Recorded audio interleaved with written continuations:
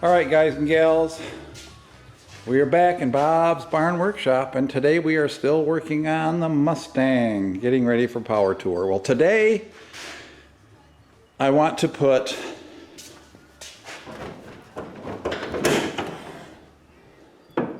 a phenolic spacer under the carburetor, but I'm not sure how much hood clearance I got. So I'm going to show you my way to test for hood clearance. This is a big loose ball of aluminum foil. Okay? Makes sense? We close the hood. We open the hood. Now, as you can see, I think I got just, I might have to put a different cap. I might have to put the wing nut back on that to make sure it doesn't dent the hood. But, because I have like 3/4 of an inch. So yeah, I'm going to have to, from the top of here, we're good. This extra 1/2 inch or so. So I'm going to have to just put a wing nut on there, or a 1/4 inch nut to make that fit. But that's how I do it. What do you think? I thought it was pretty cool. Now the reason I need that phenolic spacer is because we're going to be cruising around in a lot of hot temperature. The engine's going to get good and hot. And what will happen is the heat through this aluminum manifold will soak into your aluminum carburetor and actually boil the ethanol gasoline off very quickly. I think that's low enough. So what I'm going to do is put this phenolic spacer in there and hopefully it fits. But I'm not going to do anything irreversible, of course. And another thing you need to be extremely careful of is not to drop anything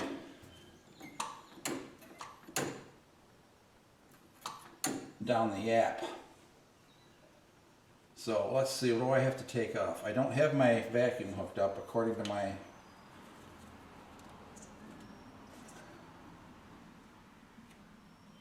speed shop guy. He said with a cam, don't use that, so I didn't. I've got to find a hole in here somewhere. There's one. Is there any more? No. Yes. Okay. I need to find another temperature sensor hole, and it's way in the back. But what I'm going to do is that's going to hook up, I'm putting an electric pusher fan in here in front of the radiator. So to do that, I'm going to have to either, I think I'm going to have to take this brace totally out. That brace totally out, drop the fan in, but we're not working on that right now.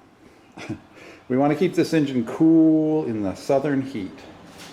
So what do I need next? Looks like a straight screwdriver. Pull off the PCV valve. PVC. No, PCV. It stands for positive crankcase ventilation. And what that does is when your engine and your pistons are going up and down, they're compressing the gas, the fumes inside the engine and causing pressure inside the engine block. So that is a one-way check valve. It lets stuff come out, but then when it goes negative, it closes. So basically it pumps the pressure out and keeps the pressure inside the crankcase negative.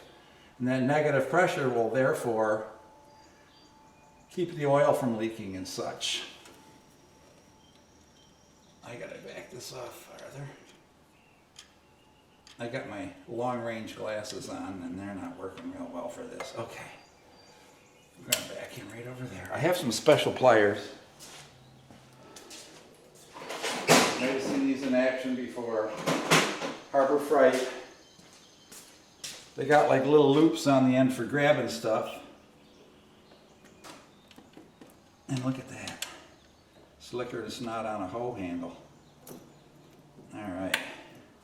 We're going to have to do the same thing with this fuel line over here. Now does that hit? That can't possibly hit. That's the air cleaner that it's hitting. I sure hope this fits. Well, I have a thinner air cleaner.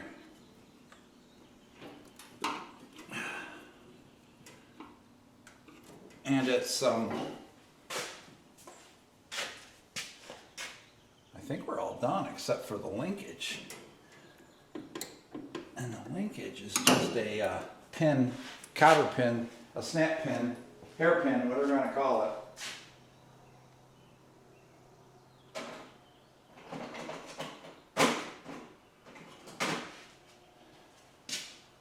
Through a pin on the back connects that linkage.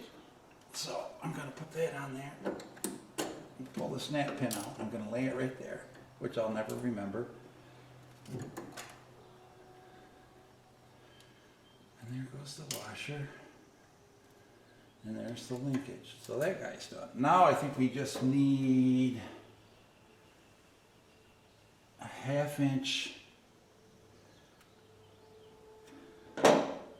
socket. Oh, there's the vacuum. I need to get the vacuum off.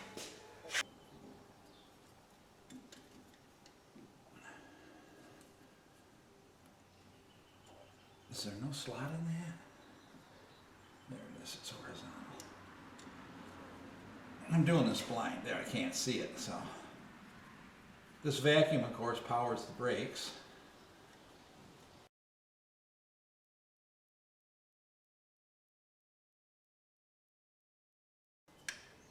Here out of the way too. We'll stick it right in there. All right. Now it's just 4 1/2 inch nuts.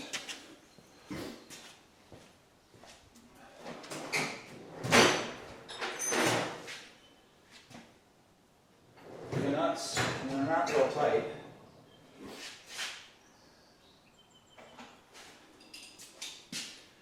I'm going to use my whirligig.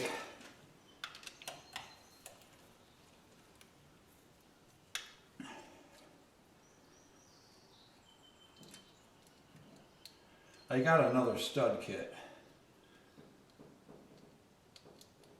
Make sure there's nothing loose anywhere near your carburetor. The cat scratched me when the wife, I had to pick her up to put her back in the house, and my wife brought the tin foil and it made that tin foily rattling noise, and the cat freaked and scratched me. I was holding her.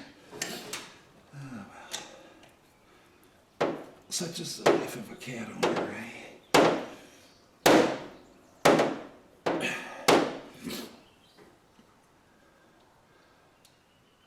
So this is how easy your carburetor comes off. If you ever needed to change one quick in the field, you can see these are actually quite simple.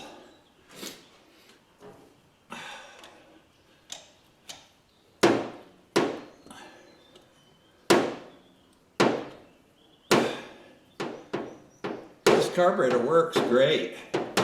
It's just running a little rich, so while I got it out, I'm going to change the drop needles to a little bit larger size to reduce the fuel flow during mid-band driving, which is what we're going to do most of. Oh yeah, she's out of this. And verify that there's nothing nearby that could fall in.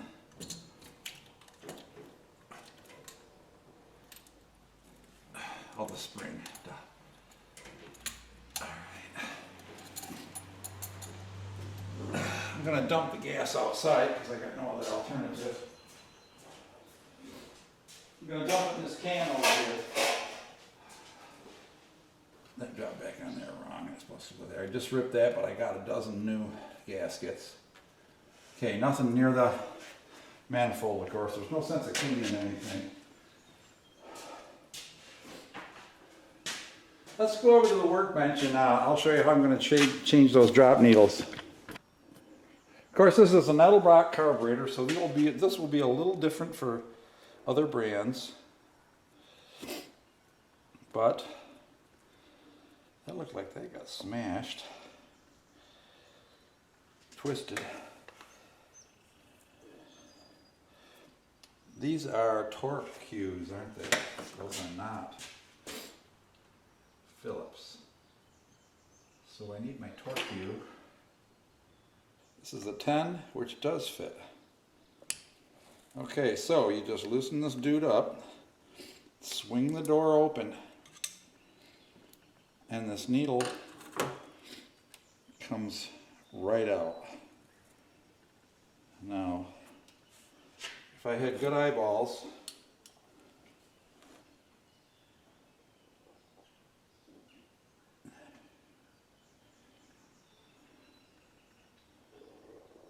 that says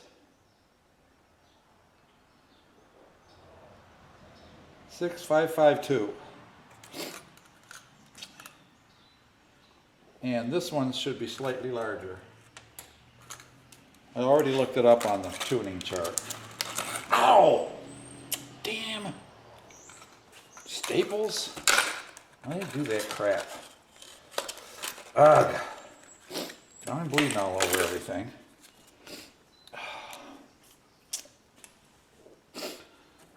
So you can see there's just this little tiny spring on here.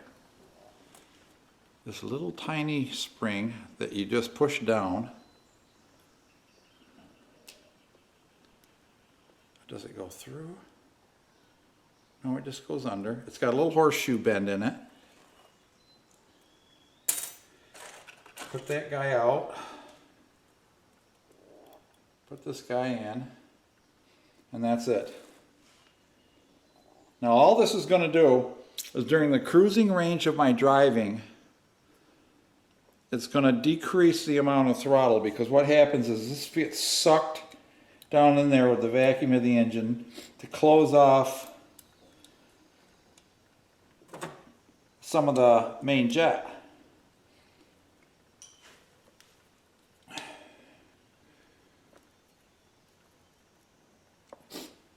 And that's all there is to that. I'm going to save these, of course, in case it runs like shit. We'll put them back in. So I'm going to do the same thing over here. Jack that up. Swing the pin out. Stop bleeding. I'm going to push the spring down out of the little horseshoe, keeping your thumb on there so she don't fly out. Put it in quick. There you go. Get it to pop in. And that's all there is.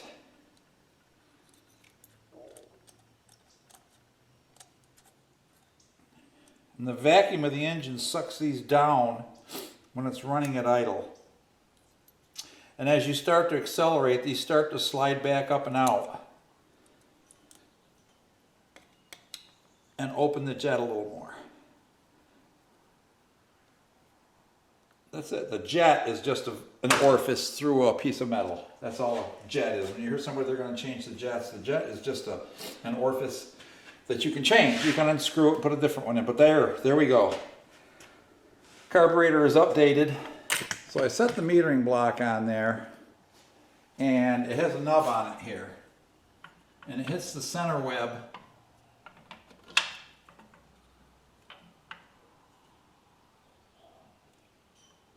of my carburetor.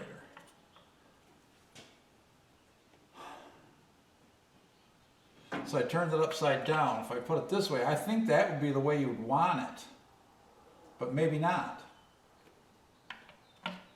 I'm going to try it this way. I'm going to try it for height first anyway, before I take all the studs out and all that. So let's see.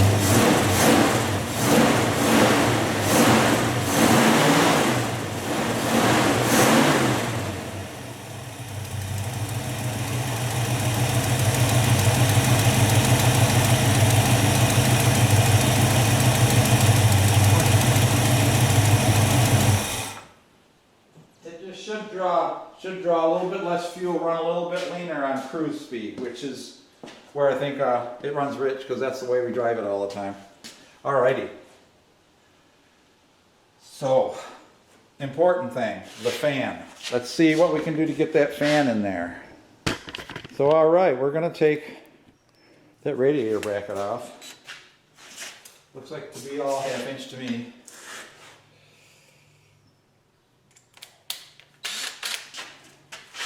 Let's see. I'll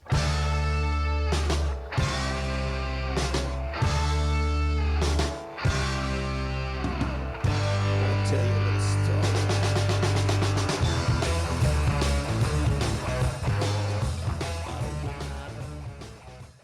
I just need to take the horn out. El horno.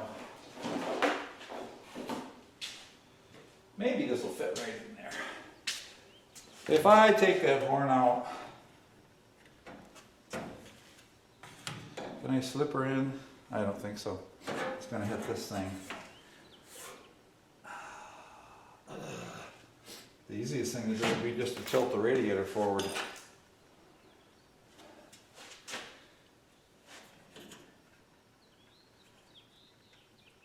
Do that and just slip it down in there. All right, I got to change this. I got to reverse the polarity on this anyway. So let's go over here and we'll check it.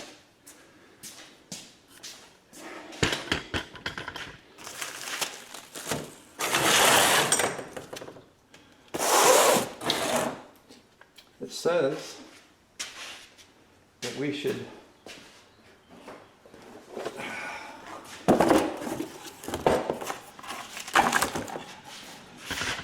take that little nut right there off. I'm going to take this with me. See if I can find the right size knot. So.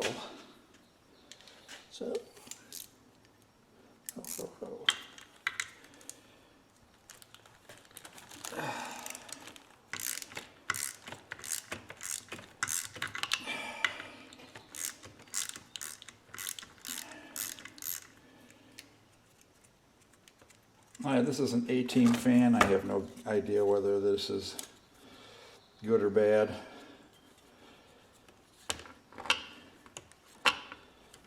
But that's what it says to do.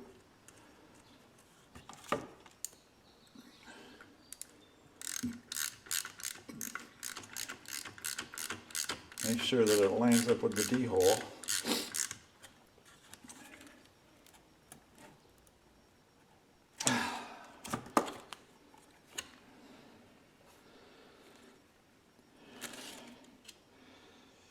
And now,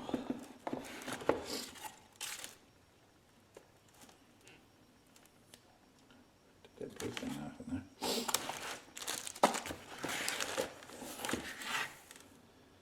Have I got anything? Well, I can check it after I get it in there anyway. Now that that's turned around, see, she goes like this. It doesn't tell you much, to tell you the truth. These guys go in there like that. What do the springs go under? I don't know. I think these guys would be better if we did them like 4 on a corner like this. What do you think? 1, 2, 3, 4.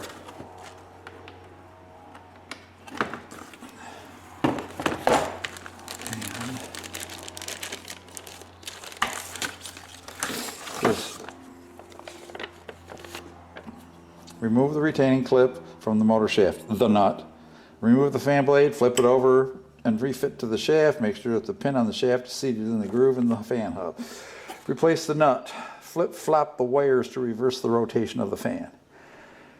Proceed with instruction above. Position the electric fan against the radiator. Mark the mounting hole locations. Pass a small Phillips screwdriver through the marked holes, carefully spreading the fins to allow easy passage of the nylon bolts. Fit the bolts through the mounting tab. So we got to get this sucker in there first before we can find those mounting holes. All right. Back we levitate. Who knew that was going to be so much trouble? I'm going to try to remove this duflazé here. And this horn.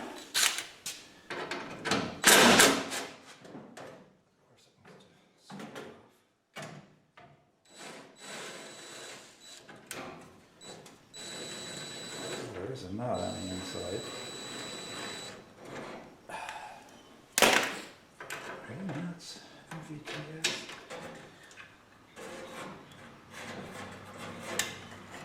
Just put him down there.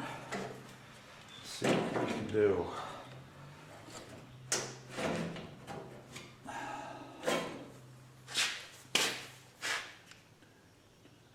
Then if that bracket's welded. Okay, so we're screwed with that bracket. All right, we're going to have to loosen the radiator and drop it away.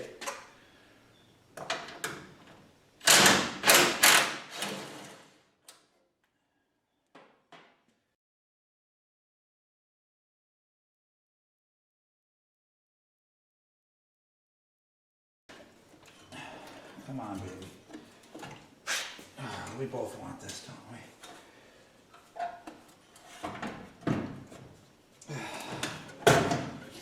I don't think that's going in that way either.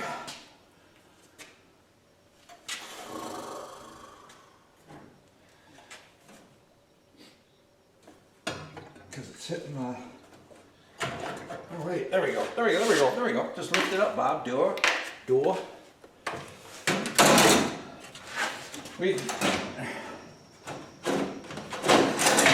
All right. Bada boom, bada bing.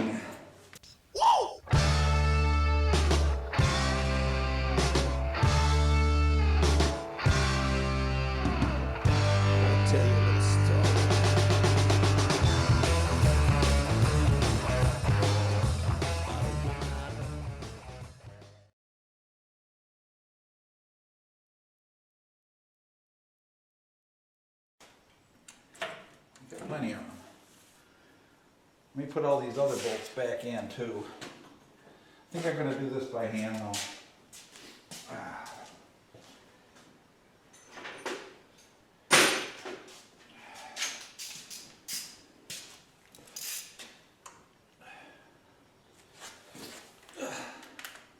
Sucks to be old. Let me just tell you right from the start.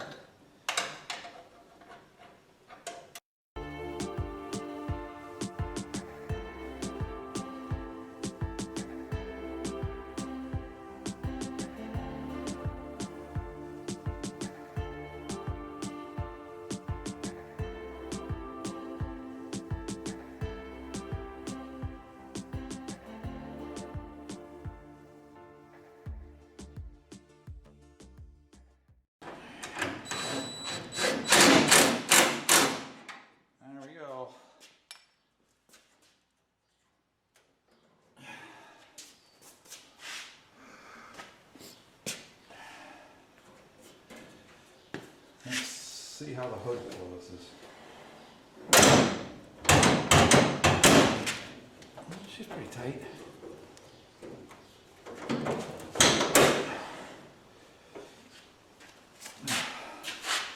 Alrighty, now I got to figure out how to get those springs and stuff.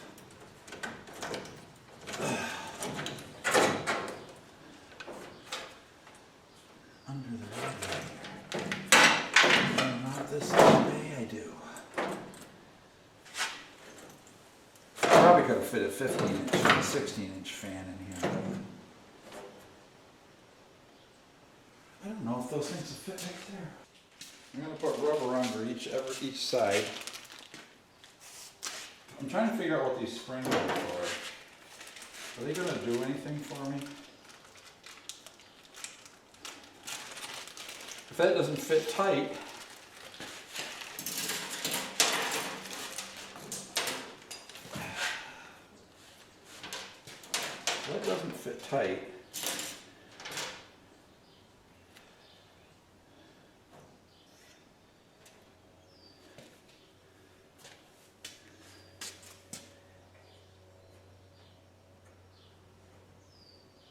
I think I'm just going to put a pad on it.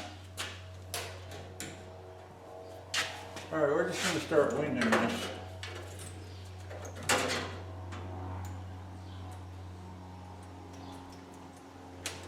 You can see that one. I'm going to put rubber on both sides.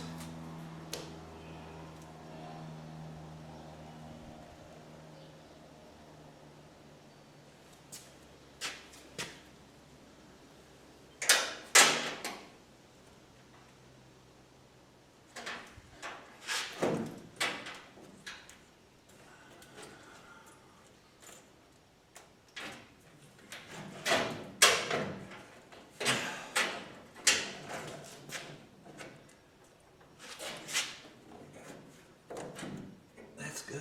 I think that's real good. I'm going to start this pad on the other side.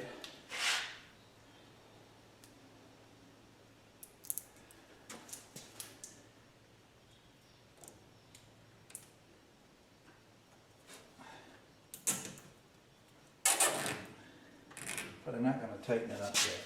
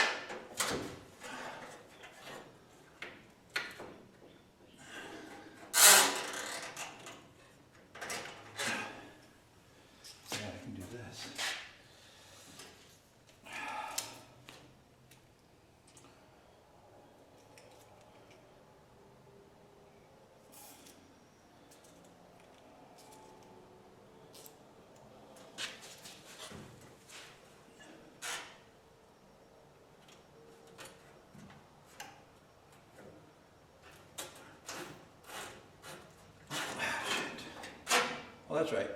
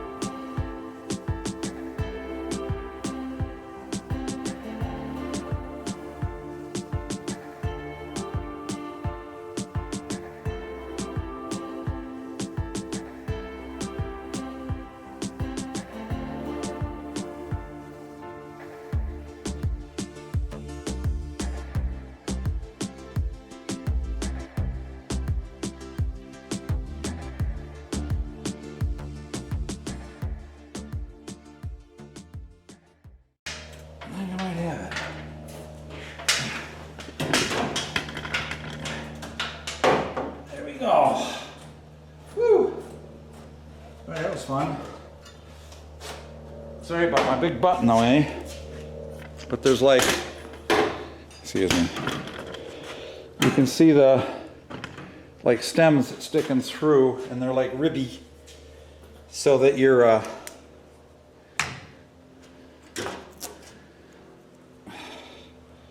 little retainer caps don't slide, and you just shove them out. Pull them down tight. I put rubber on both sides of these. Don't start the engine, Bob.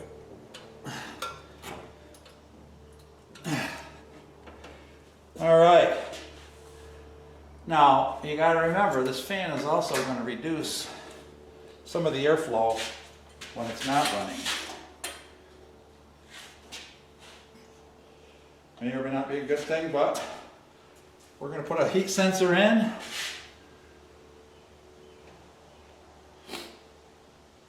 And she's going to screw, baby.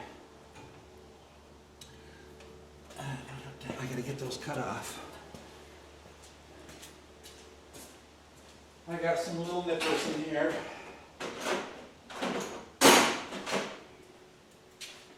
I'll cut those flush.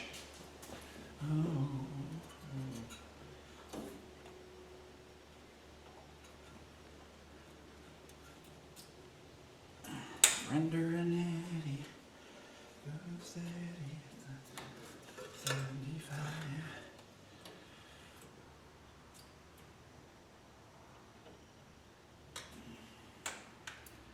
End of July. Ow. Much finer. Come on, baby.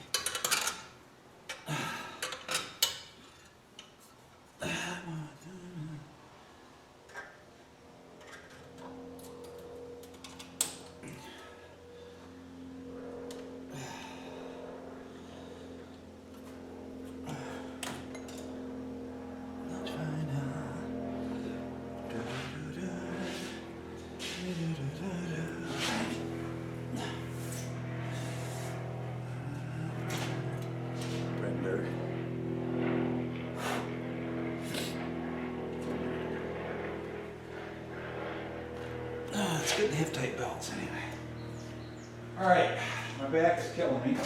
So that was so much fun. Now we got to wire the sucker up, put the sensor in. Again, wiring it up is going to be as simple as mounting another relay unit over there. Right up there above the starter coil.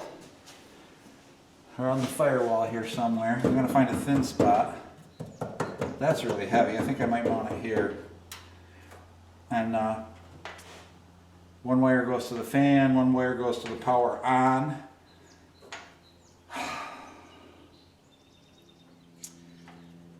And then one has to go to the switch to the coil, which will go through that sender unit, which will short it to ground. And when the switch shorts it to ground, then it'll fire the relay and the fan will turn on at like 180, 185 degrees in case this just gets hot sitting in traffic. That's the whole point. All right, I'm going to take a break. Okay, guys and gals, sorry you missed out quite a bit because my battery went dead. I didn't have any charged. And so I went ahead and I got the relay all in for the fan. Now the beauty of it is, I'm hoping that clears. That might not be a good spot. Yeah, it'll clear. We'll hear a big bang if it doesn't.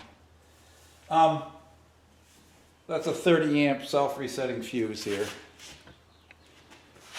Goes into the relay, comes out, that red wire feeds down to the fan. Okay, so it's all hooked up except for the sensor. And the sensor basically just shorts out when it gets hot. So what I can do to prove it, I can turn the key on. Oh, whoa! Can't reach the damn key. Oh, get in the car. Ah. Okay, key is on. It was on.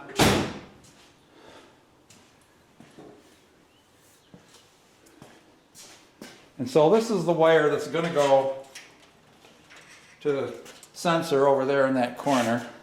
And if I short it out, listen.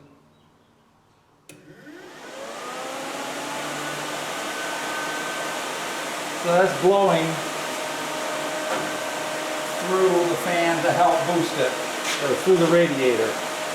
In case it gets real hot, it'll turn on and boost. Pretty simple.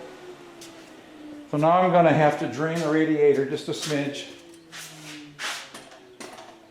and pull that plug out in the back. Turn the ignition off.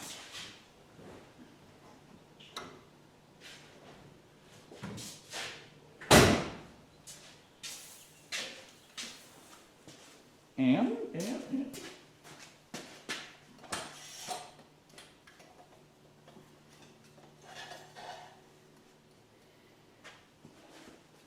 we're going to have to see if I can get that out, which is that plug right back here.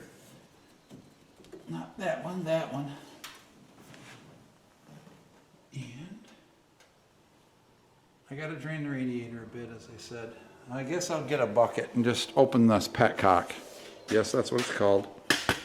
So now I'm going to go under there and open up the petcock and see if I can let a little juice out of this.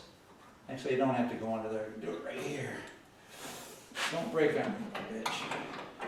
That would suck.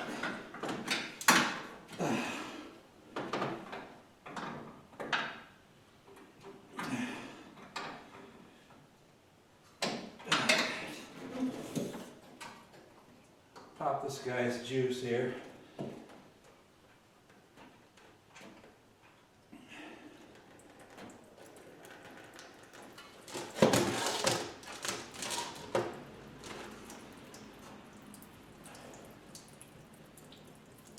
I'm going to drain some out of here, again, as I said. And I'm going to reuse it because it's good antifreeze. I just put it in.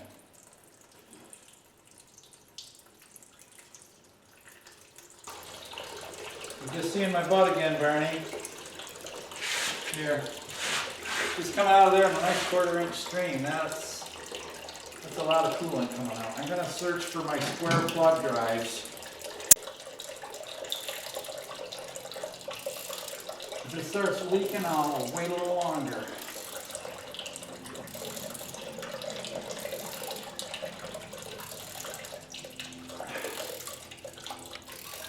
If it doesn't leak, then I'll know we're low enough. Yes, we're low enough. All right.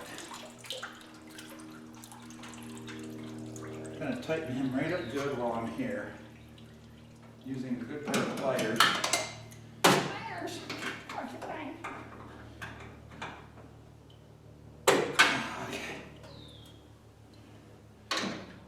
I need to get some dope for this. Dope. That's not going back in. Somewhere here I got sealants. I'm going to use TFE paste. Oh, there's thread sealant. Let's see. Okay, you see that little sensor laying there? And this is my test light. Now if I touch it at the same spot, you'll see it glow. If I touch it here, it doesn't. But if I leave it lay on there, and I get my heat gun,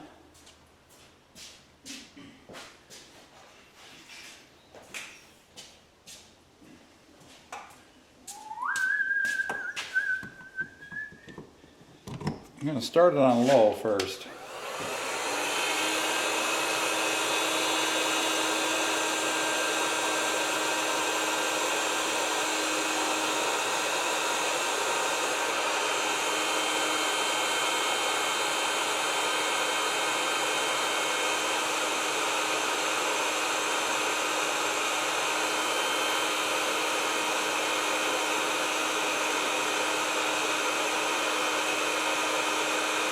Come on, baby.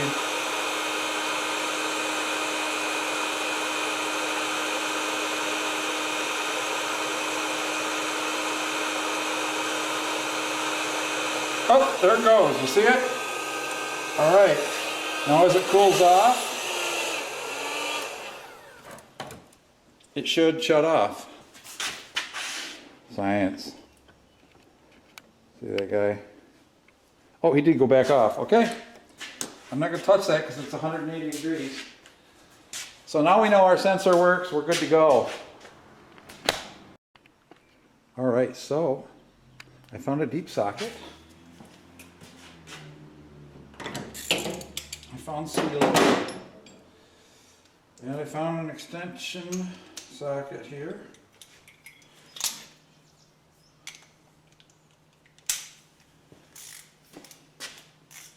That it fits it.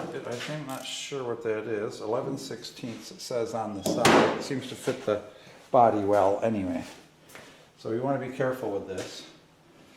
I'm going to smear on some thread sealant here. Well, it looks like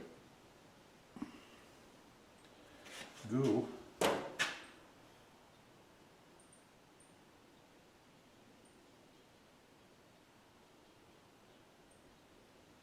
Permatex, it better be good shit. It's not very thick. I'm gonna get it started.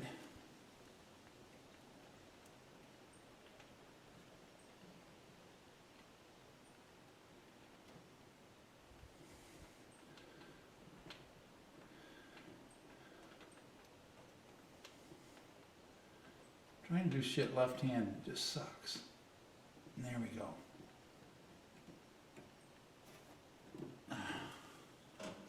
Gotta wipe my finger off because it's a irritant.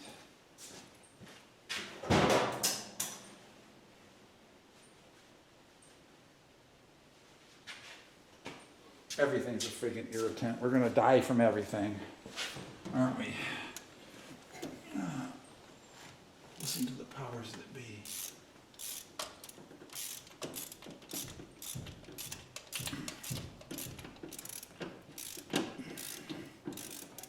I don't think this needs to be like reefed to death.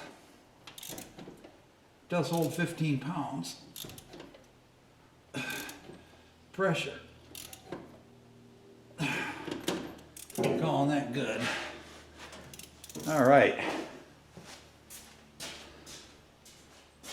Now we need to run our wire and put a spade terminal on it. We're gonna run that right through with the rest of the wires. I gotta make sure I stay away from the throttle cable.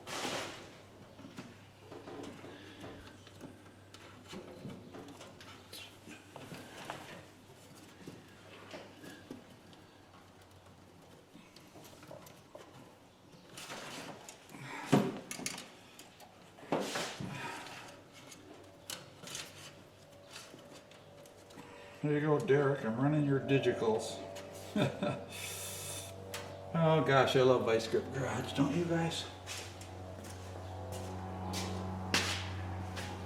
Let's get over here where we need to cut it and put a spade connector on there.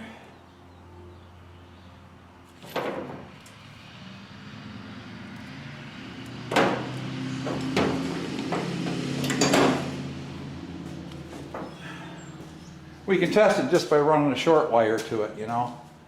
Just short it out.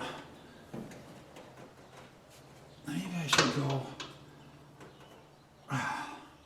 set that right there. Maybe I should go throw something over here. Yeah. Go all the way across. And then I'll drop down right here. Like that. All right.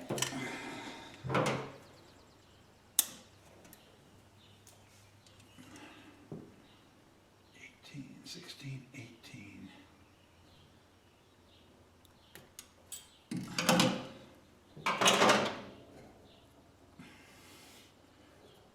All righty.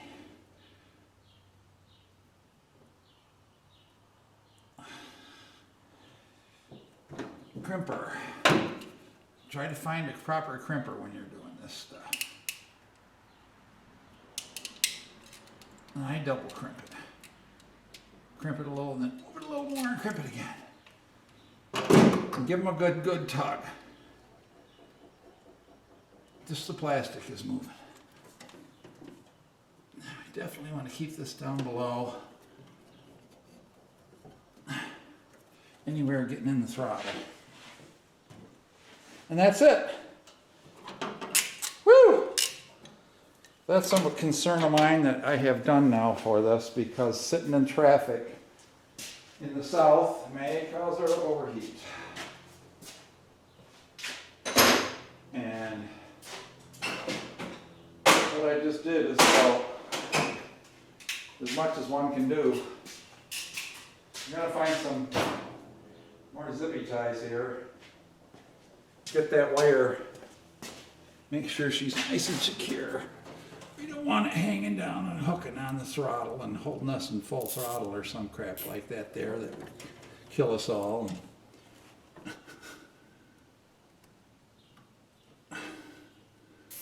You know, and badly. Well, badly, wasn't he a 30s movie star? Oh.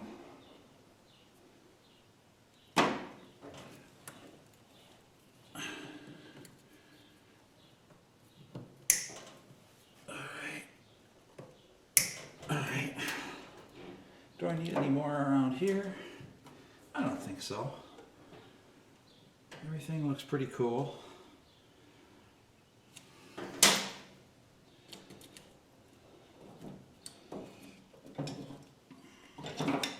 Going to put away some of the tools here, and then we'll proceed with some more procedures. Now I got to try to get the coolant back in there without spilling it all over the place. Oh, dish pan. I did wash the dish pan, but there were some bugs or something on the frame, must be.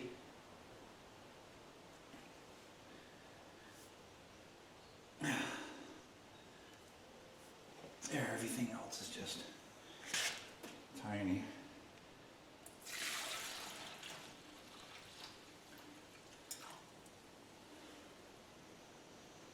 It's laying right in the bottom and getting jammed.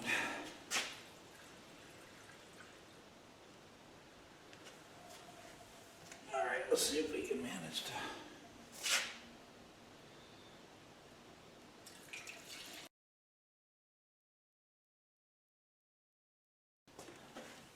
It's gonna take a while.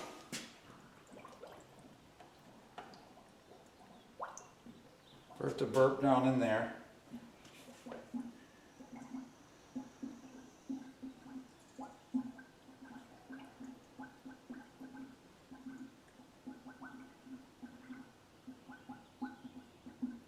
It's gotta go through the bypass and stuff.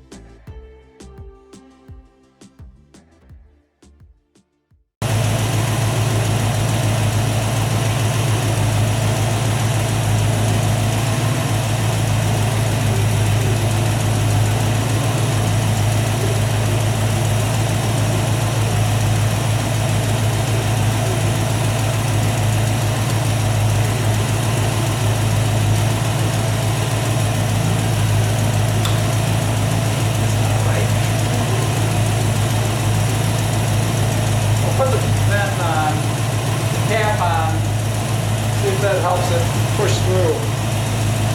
pressure. They do build pressure.